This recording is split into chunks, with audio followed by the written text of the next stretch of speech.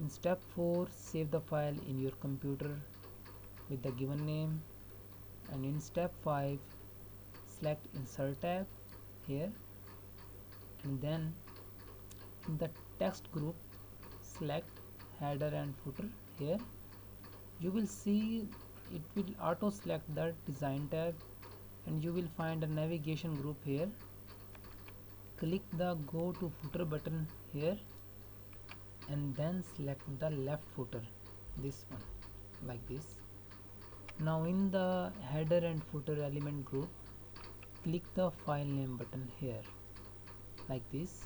Now click a cell above the footer or any other cell, and after that click the normal button here on the bottom right side, normal view, click here, like this. Now press Ctrl Home, and you will go towards the beginning of the worksheet.